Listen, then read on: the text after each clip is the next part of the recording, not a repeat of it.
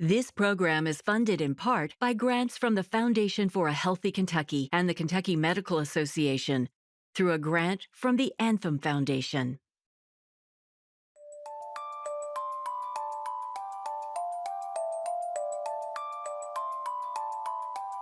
Not being able to breathe is one of the most horrible experiences a person can have.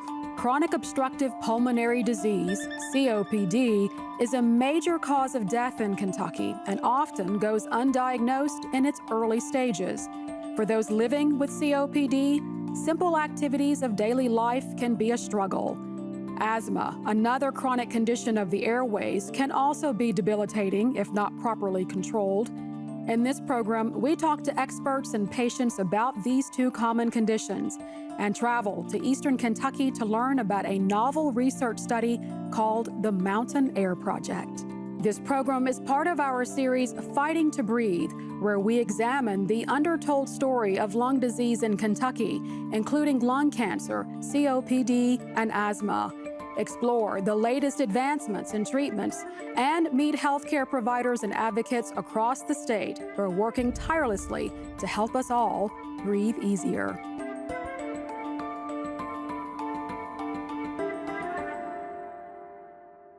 Welcome to another installment of Fighting to Breathe, KET's three-part series on lung disease in Kentucky. I'm Renee Shaw. In this episode, we focus on chronic obstructive pulmonary disease, or COPD, and asthma, two of the most common lung conditions. Both issues are often misdiagnosed and can greatly impact one's quality of life if not recognized and managed. We begin with asthma. Dr. Wayne Tuckson, host of Kentucky Health, interviews one of the pioneers in asthma treatment in the region. So we should be able to go out there every 3 to 4 weeks. So. Dr. James Sublett has been a practicing asthma specialist for 42 years and is the founder and chief medical officer of Family Allergy and Asthma. I asked Dr. Sublett to describe the mechanics of breathing and asthma and to share the latest advancements in asthma treatment. Jim, we all know that breathing is essential, and it's one of those things that we just kind of take for granted. If you would, take me through the process of breathing. What's actually going on, the mechanics and at the level of the lungs? Okay, well, obviously we need oxygen to live. So the lungs, their main function is to exchange gases. So when we breathe, we take in air down through our bronchial tubes, and you want to think of that as an upside down tree. So your trachea would be like the trunk, goes down to the airways that are smaller and smaller, just like branches on a tree, till you get down to the small air sacs called the alveoli. If you spread them out, there's millions of alveoli. They're actually about the equivalent of a tennis court in size. Wow. And that's where the air exchange takes place. So we have blood flow into the lungs, and the red blood cells pick up the oxygen that diffuses across the surface of the alveoli. It releases, our blood supply releases the carbon dioxide as our cells metabolize various things and produce carbon dioxide, and that's released back out into the airway. And so this exchange is what, gives us life. So tell me, what is asthma? How's the best way you can describe this to me? Well, asthma is a chronic disease of the airways. It's not of the alveoli, it's not of the air sac, so it's in the airways. It's pretty typically occur in childhood.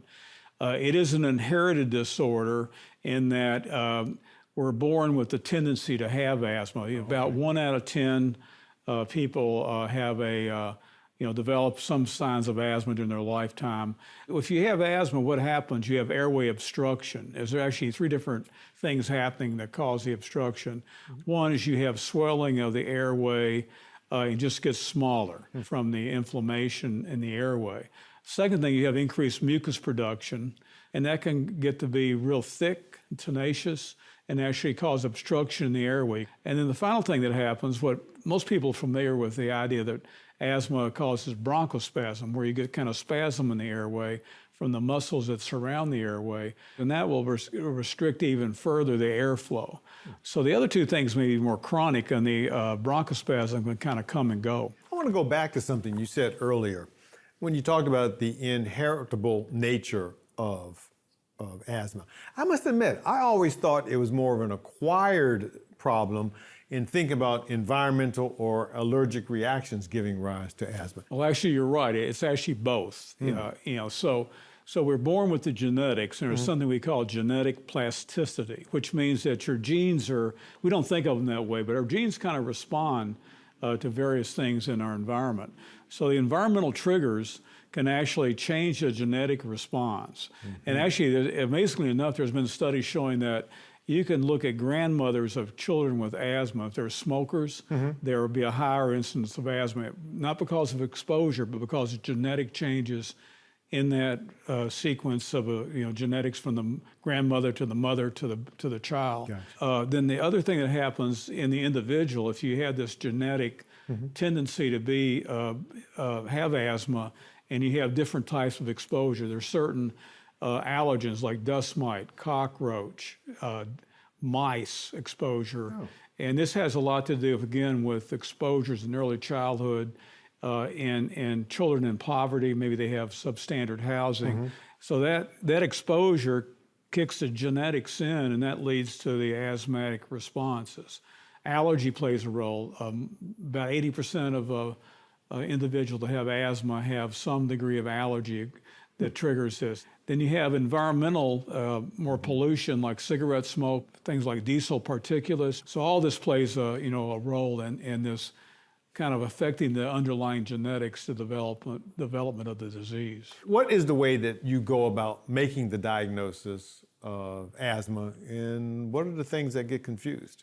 About 1/3 of asthma is undiagnosed or underdiagnosed, and I think that has to do with recognition and maybe how the patients themselves access their medical care. A lot of times they're going to urgent care, or they're getting emergency room visits for their acute exacerbations they have, and they themselves don't really realize that they really need to get into a situation where they need to have continuity of care. And that's very important for any chronic illness, whether it's asthma or diabetes. So once we establish that they probably have asthma, one of the things we do is a lung function testing, and we can do a baseline lung function. Then we use what we call a bronchodilator, which is the medications that give you quick relief. And then we'll do a second lung function about 20 minutes after the first, and we look for improvement. If they don't improve, then they may not have asthma. Now, you've been at the treatment of asthma for a pretty long time. Couple of years. Three, at least. What have you seen that has changed from the very beginning when you were starting your journey with asthma to now? The big development in the last 20 years, and primarily in the last 5 or 6, we have what we call biologics, which are monoclonal antibodies that target certain pathways that lead to asthma. So we're now back down to treating the underlying, pathways. And of course, the other thing that we use in treatment is allergy immunotherapy or allergy shots. It's been around a long time. We understand it better. It's been refined, and we can treat the triggers that are allergic, and that can be a dramatic effect. So that combination of those different treatments can have a big impact. Ty Adams is a walking testimonial for the effectiveness of these new advancements in allergy and asthma treatment. Under the care of Dr. Sublett, he receives immunotherapy to treat his allergies and biologics to treat the underlying pathways that cause his asthma. There was a point in my life where 2 flights of steps and I was completely out of breath. It gets you down physically and it gets you down mentally, and you start to question everything, and not in a healthy way. I've been really fortunate. We were able, through another doctor, to find a referral to Dr. Sublett and come into the practice, and it made a huge difference in my life.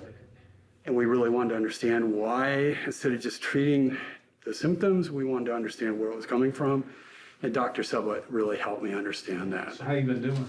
Actually, pretty good. I mean, we got all the way through August and into the fall, and didn't usually get my goldenrod trauma, and it's really smooth. I think the immunotherapy has really smoothed that out and worked real well, and I think the other 2 biologics are working. The key is we now have treatments that, like you've experienced, that can just turn your life around. It has. And make it really has. Normalize it, so to speak. We're active. We like to do stuff, and before I was virtually circling the drain.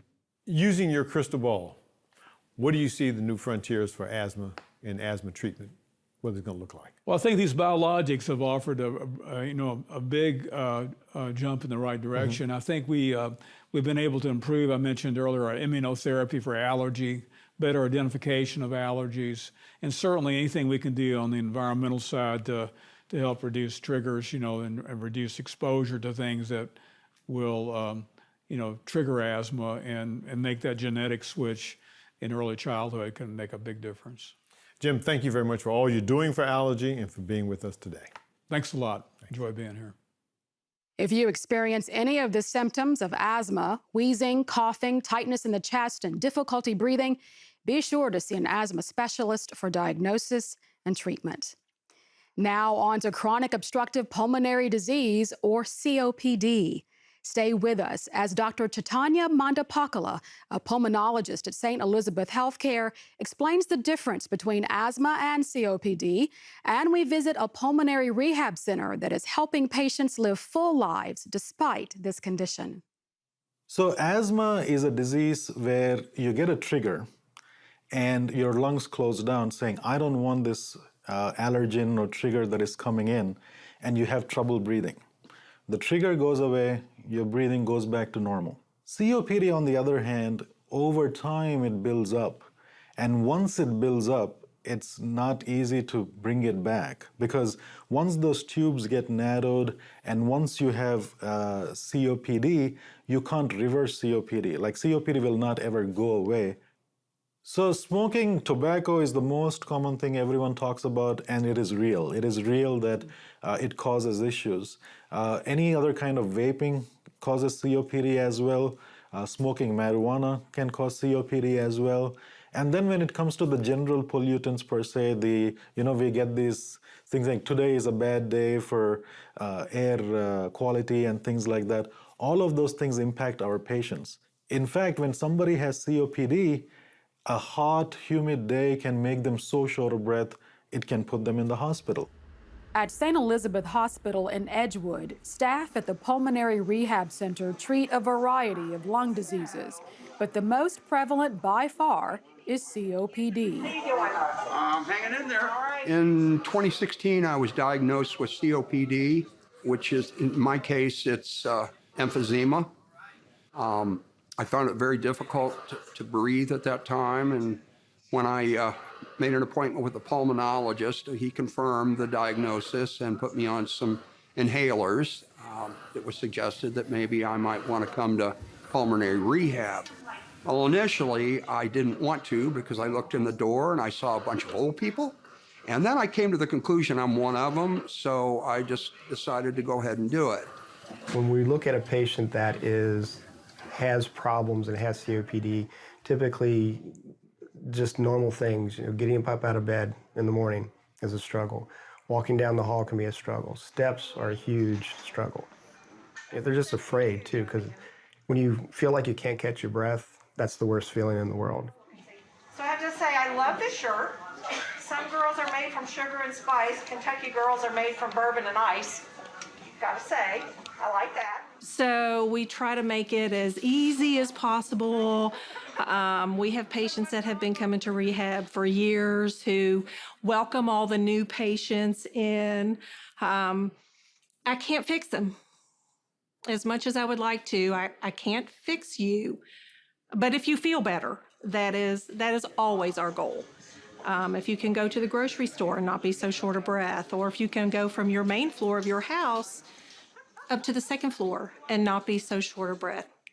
Exercise is not always fun, but we try to make it as much fun as we can. The secret behind the success of pulmonary rehab is surprisingly simple. So interestingly, what you do with the rest of your body impacts your lungs more than people believe.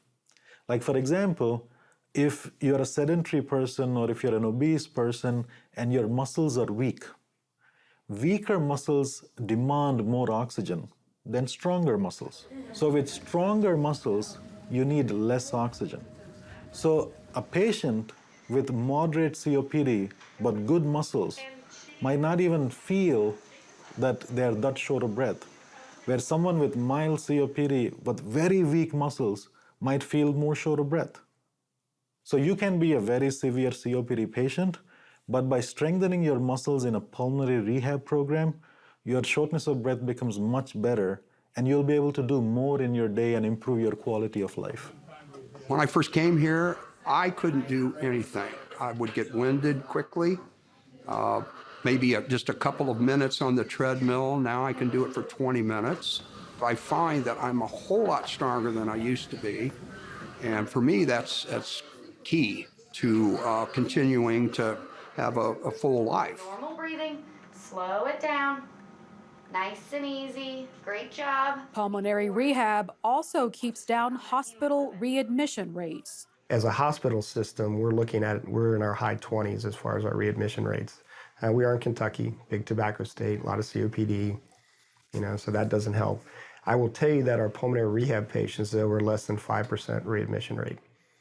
So we are killing it with that. We are doing a great job of making sure these patients understand their disease, understand the things they need to change, and doing those things on a daily basis. It's kind of my pet peeve in many ways, being a lung doctor, that the national conversation has not been much about COPD. I mean, we live in a country where we are proud of the work we do. We have a strong work ethic.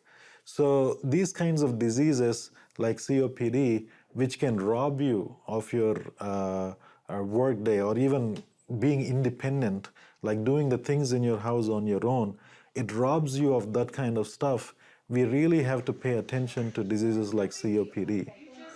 Don't worry about it. Despite the success of pulmonary rehab, the service is not covered by Medicaid, and reimbursement rates by Medicare and private insurers are very low, making it less accessible to those who may need it the most. In our next segment, we travel to Letcher and Harlan counties, where rates of lung disease vastly outpace the rest of the state, to learn about a special research study called the Mountain Air Project. Eastern Kentucky is known for its expansive tree-ringed mountains and for the low-lying areas known as hollers, where immigrant families first settled and their descendants stayed for generations. It's also known for exceedingly high rates of COPD and asthma, twice as high as the state average. Charmin Chapman Crane, who lives in the tiny town of Eolia in Letcher County, is one of the people represented in those statistics. She and other community members have been concerned about air quality and the possible impact of surface coal mining for years. I've had asthma for about 14 years, and that started when they started blowing up Black Mountain up here above us. When they were doing mountaintop removal, they'd set off these blasts during the day, and all of a sudden the air was just filled with silt.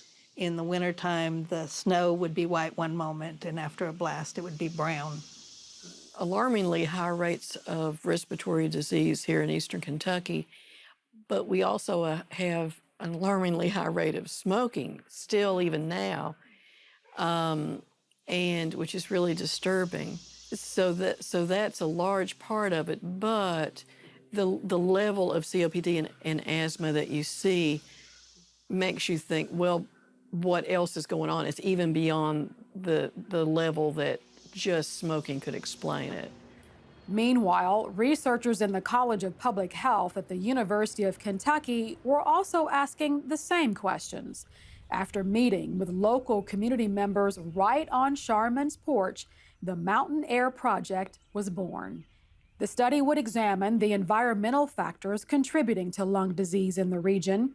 I spoke with Steve Browning, one of the lead investigators of the Mountain Air Project, about how they carefully tailored their study to the region. So talk to us about the basic design of the study. Give us kind of the mechanics of how it worked. It was important for us to kind of select different areas within the county so that we were picking people from outside of the towns there and out in the most rural areas and down in some of the hollers.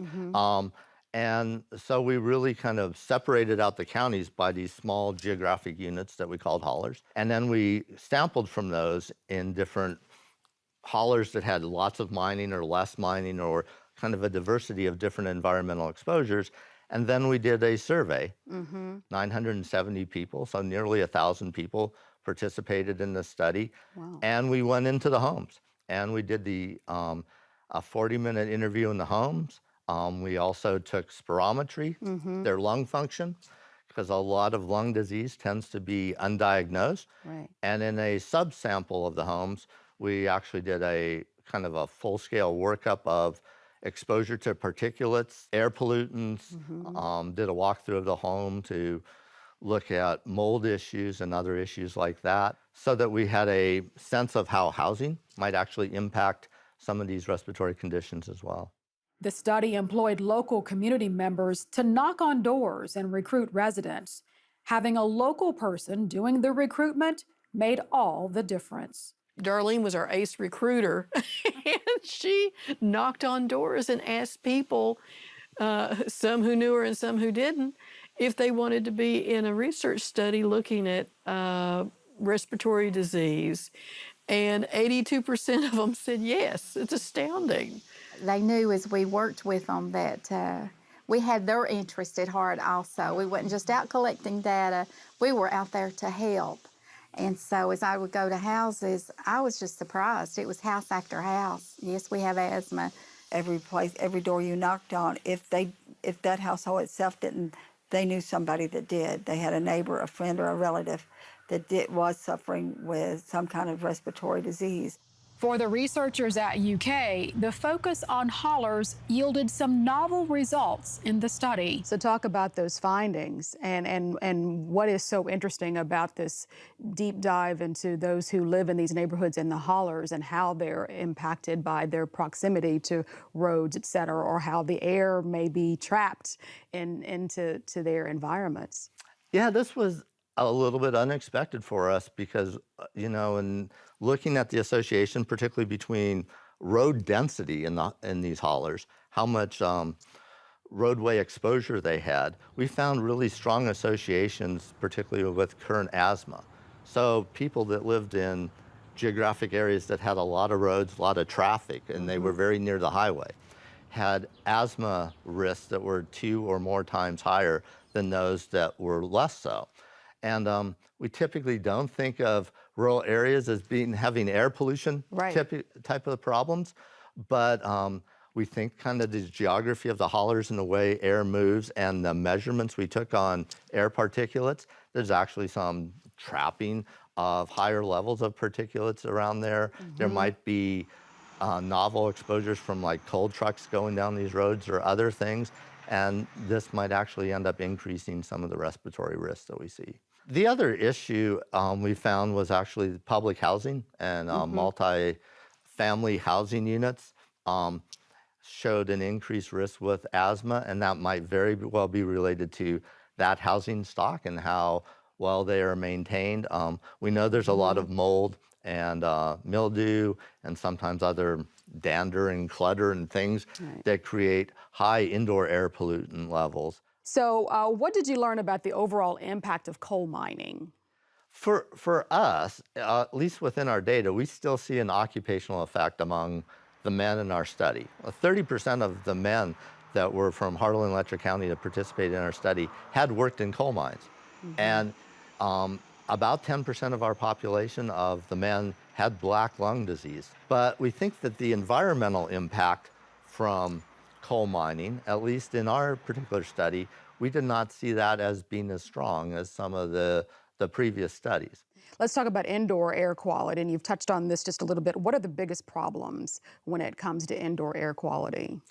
The factor that best predicts particulate levels inside a house, air pollutant levels, is indoor smoking, right? If smokers really increase substantially the particulate levels in the house. So just moving to a role of smoking outside will have a big impact. Figuring out ways to better ventilate your home. Having fans that run kind of continuously and things that dehumidifiers and fans that pull the moisture out of your house, that will lower the particulate levels in the home, and that usually has a beneficial effect. Did you find that people actually do those types of things?